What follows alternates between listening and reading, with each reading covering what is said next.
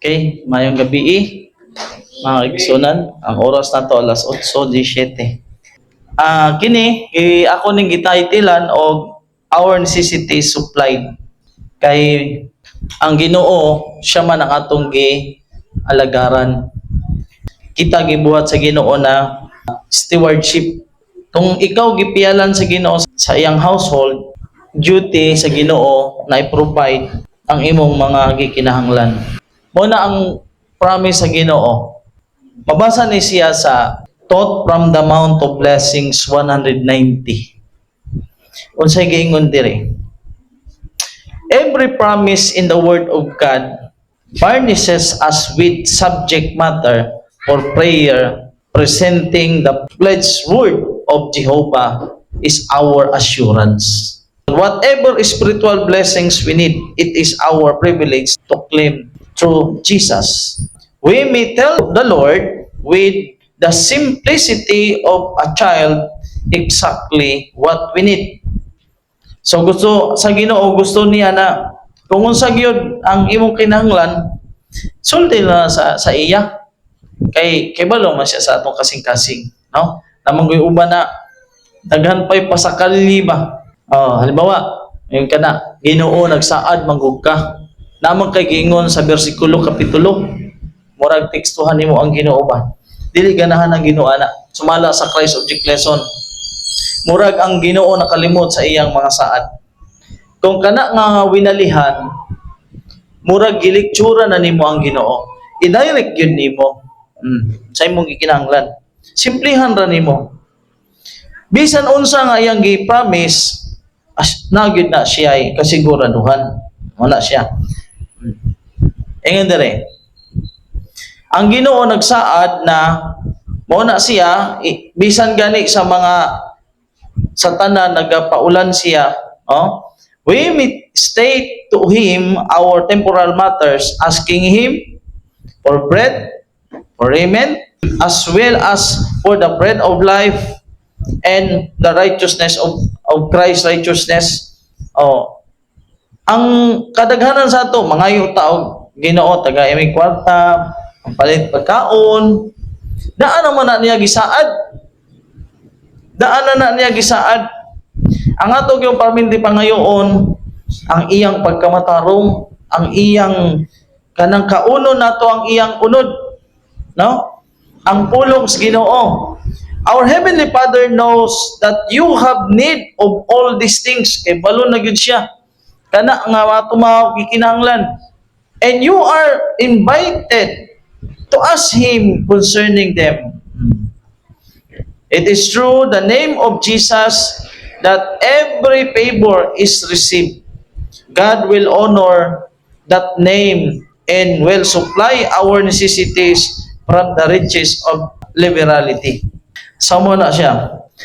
Naa diri amot ko na butang ko ba diri na once na di ay namabalaka ka na sa imong bayronon, sa imong mga unsa pa na diha, sa niini nga kinabuhi ingon din dito.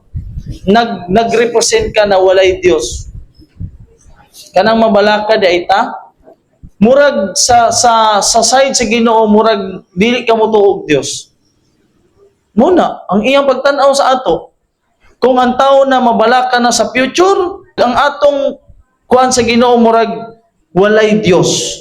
Let us now summarize what we should pray for this. We need to pray for solid faith in the assurance that regardless what spiritual and temporal blessings we may need, it is our privilege to go to the Lord with the simplicity of a child and claim these blessings in the name of Jesus. So unsa daw ang atong kinahanglan iampo? Kinahanglan nato magpray ta sa naagi tay solid nga pagtuo diha sa kasiguraduhan sa mga spiritual. Ang una gyud diri, what is spiritual and temporal blessings? Temporal man na, maurot na. We need to pray for help to take God at His word. Pray for a realization that He means just what he says when he promises to honor the name of Jesus and to supply our necessities from His immeasurable riches. Kinahanglan yun na kung unsa iyang gisulti tuuhan nato to, kung unsa iyang kuan sa ato na mo provide yun siya anak. Ayun dere. First half of the prayer Jesus has taught us is in regard to the name in kingdom and the will of God, and His name may be honored, His kingdom established, His will performed. Is in regard to the name, sa pangalan. Kay buhaton nimo ang tanan pinaagi sa iyang pangalan, sa iyang ginharian, kabubuton sa iyang amahan, na ang iyang pangalan mapasidunggan o ang iyang ginharian matukod, thy kingdom come, o ingon dire his will perform. When you have thus made God's service your first interest, unsa ng God's service your first interest, mo man na ang komentary dito sa Seekkeepers, di ba? Seekkeepers. You may ask with confidence that your own needs may be supplied. Mabasa ni siya sa Taught from the Mount of Blessings. Nagagmay na kuha na ko'y panahon. Mag-re-edit. Not be dismayed if you have not sufficient for tomorrow. Muna i-challenge sa Ginoo. Sa 6 ni siya ng Mateo. You have the assurance of His promise. Thou shalt dwell in the land, and verily thou shalt be fed. Ayaw kagool kung ang imong kanang kwarta, pagkaon, o sa panadiha, dili na arang para ugma. Di na ba paigo? Nahitabo na sa inyo? Naay panahon, no? Naay panahon na, kuy, sa kasimana pa, tunga-tunga, patas buwan, first week pa lang ron, murag di namang yun ni kaabot. Na, grabe. Ana, di day ka mabalaka. Ana. Kay iyang gipromise na ikaw mo puyo sa yuta o ikaw makakaon. Masuplayan ka sa Ginoo. Diri sa pagkinabuhi sa Ginoo, samtang nagkinabuhi pa siya dito sa iyang panahon, si Kristo. Anawa ha? Jesus pulled nothing out of storage. Unsay bot pasabot? Ang Ginoo wala siya may kuan og lawak na ay punon unay nako ning akong kwarto mga stock pagkaon. Kwarta akong wallet. Tapos tsaka pa ko mag-ministry pag daghan na gyud ko'y mga kaon. Siya. Jesus pulled nothing out of storage. So to speak, He received day by day a fresh supply for all His needs, for Himself, para sa iya, and for His work. Wala siya may kuan og dakong budiga para ibutang dito ang mga supply. Sige, missionary na ta. Daghan bitaw stock bugas. Yes, everything. Topics for His teaching, the wine at the marriage, the bread to feed the multitude, and even the coin to pay the tax. Nagbayad po dahil si Jesus Christ og tax sa iyang panahon. All this, He received as He had need of them. Never did He lack a thing. Wala gyud na kanang nakulangan siya sa mga butang. Wala gyud. Tanan ang iyang itudlo adlaw-adlaw, ang luway na masuplayan niya dito sa kuan, ang mga tinapay na ipakaon sa multitude, pati koy na pati kwarta pambayad sa buhis, sa tax. O na siya. Ang Ginoo sa Ginoo. Okay. If we make God's kingdom our chief business, as He did, work for it as He worked for it, pray as He prayed, trust as He trusted, then there will be no reason for us to receive less than He. Heaven's wealth will be at our disposal. In fact, He assures us, all these things shall be added unto thee. Oh. Kung kita atong himuon na ang ginharian sa Ginoo mao gyud na ang atong pinaka chief business, ingon na sama sa Ginoo na siya nagbuhat na nagampo na ingon diri tanang butang idugang sa ato. Now, what shall we pray for? Ingon diha. Unsa man atong iampo sa Ginoo?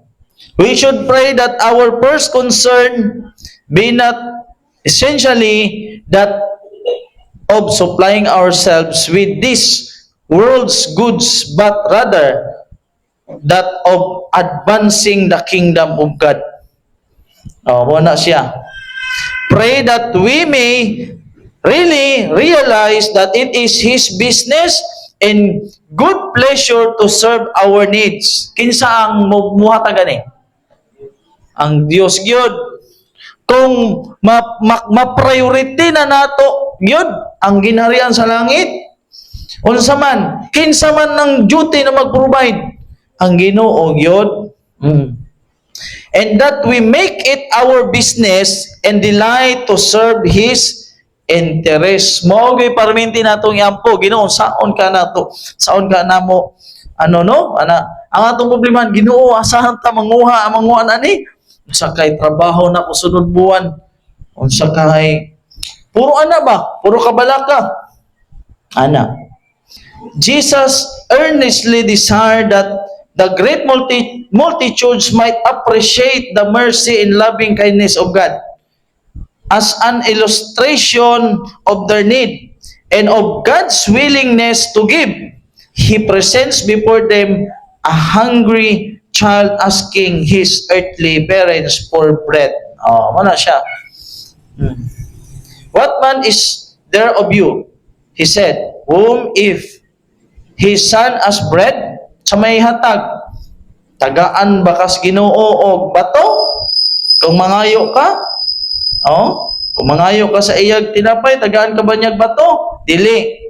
He appeals to the tender natural affection of a parent for his child, and then say, if ye then being evil, bisan nga kamo mga amahan, mga inahan, know how to give good gifts to your children, how much more shall your Father which is in heaven give good things to them that ask Him? Question.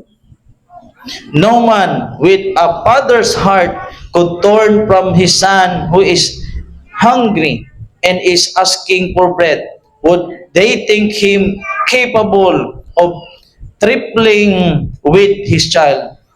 And should anyone dishonor God by imagining that He would not respond to the appeals of His children?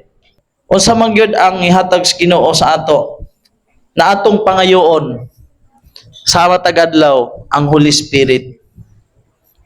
Kay balo na gyud ang Ginoo mo kaon ta karong adlaw. Kay balo na siya na natay bayronon. Natay monthly, kay balo na siya, oy, imposible. Unsa may pangayoon nato sa usa ka adlaw? The Holy Spirit. The representative of Himself is the greatest of all gifts. All good things are comprised in this. The Creator Himself can give us nothing greater, nothing better. Unsa man, wa nagyulain na mulabaw pa ang balaang espiritu. Nganong balaang espiritu man ang ipapangayo sa ato pag mugampo ta? Kay kumakampo ka sa balaang espiritu, unsa may bunga sa espiritu? Pagka maayo, gugma, pagka mainantuson, tanan na bunga na maayo. If we do not believe what God tells us, kung di gyud ka motuo sa iyang gisulti nato, if we do not believe what He says He is, then we dishonor Him. He is very anxious to give us gifts. Gusto niya ang pinakataas na gyud nga regalo mao ng Espiritu, but only if we want them. Kung gusto nimo. Unsa may pangayo?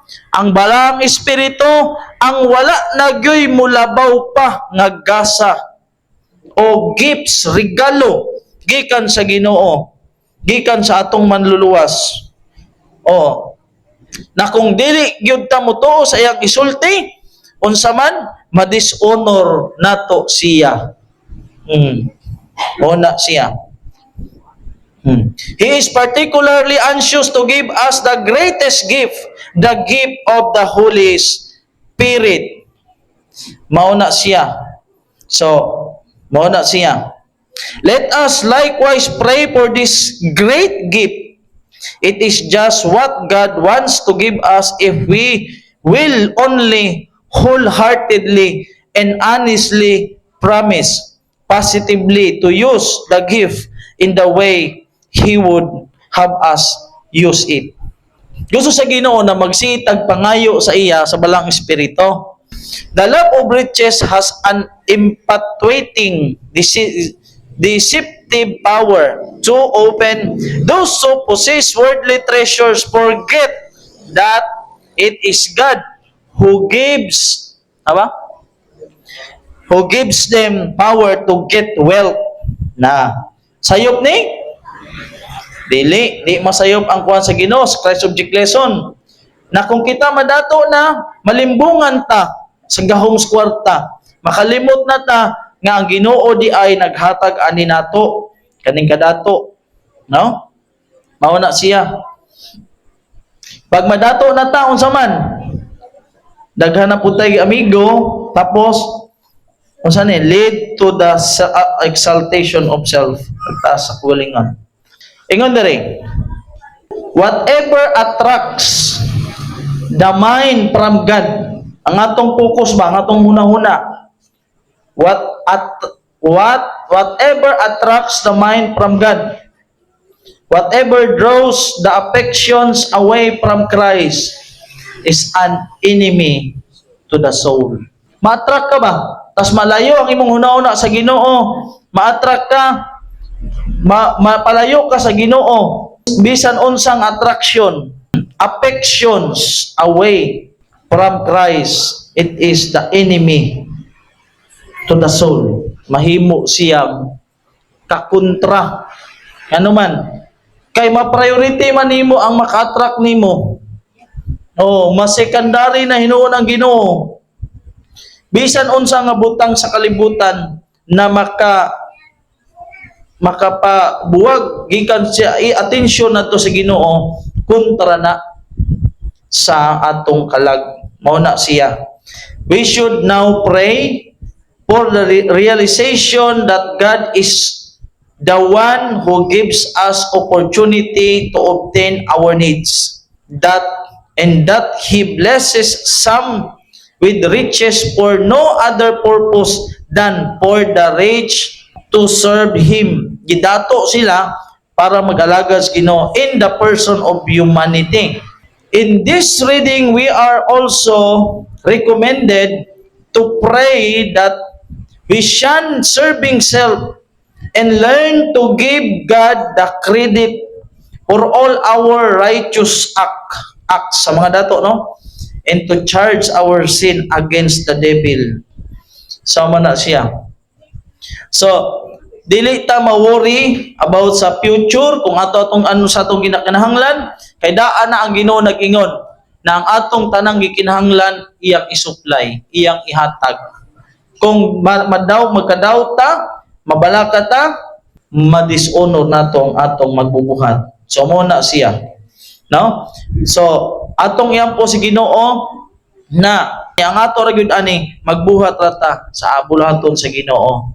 Tabangan ta sa Ginoo kanang ang mga panginahanglan mahatag gyud sa ato. Wag ayaw lang ng mga luho para lang sa kuan gyud sa iya. sa bulaton sa Ginoo. Pero kung hatagan ka sa Ginoo ana, trabaho, kwarta, tapos malayo ka sa iya, may pawa lang kay kwarta.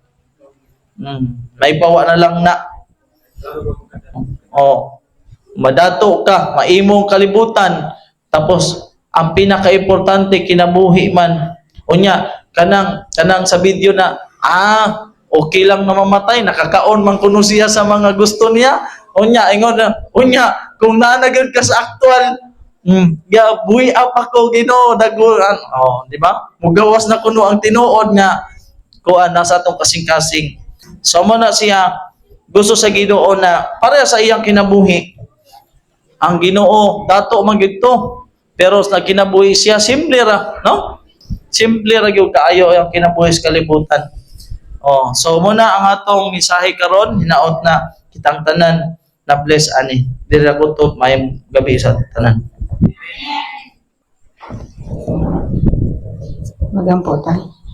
Daraygon sa limbaho na mahal niya sa mga langit, o Diyos, na pangamong kalipay, magpasalamat sa gihapon. Kami nakahimo sa pagsimba, sa pagdayeg, ug sa paghimaya sa inyong ngalan. Nginit tunga sa simana. Daghang salamat o Diyos sa mga mensahe. Hinaot pa nga tanan Ginoo nga among nadawat nga mensahe karon amo kining pagapraktison sa among tagsa-tagsa ka mga kinabuhi o Diyos. Nga kami makakaton sa pangayo o paghangyo Ginoo pinaagi sa pagtuman sa imong kabubuton buong sa imong mga plano alang sa among mga kinabuhi o Diyos o kini Ginoo ang matuman. Samtang kami o Diyos magabulag-bulag ng mga tagna, hinaot pa nga imo kami papaulion kauban sa imong mga piniling anghel sa paggiya o sa pagkuyog kanamo nga makapauli kami o Diyos sa among mga balay nga luwas sa bisag sa pangmatang sa mga katalagman o disgrasya. Pasaylo ako ng Diyos kung asa mga kami nagkulang sa buhat sa pulong o sa mga pag-una-una man. Nagang salamat sa pagtubag sa among mga kapag-ampo, kining tanan akong ginahangyo, ginapasalamat ng madawat, pinaagi sa pangalan ni Ginoong Hesus. Amen.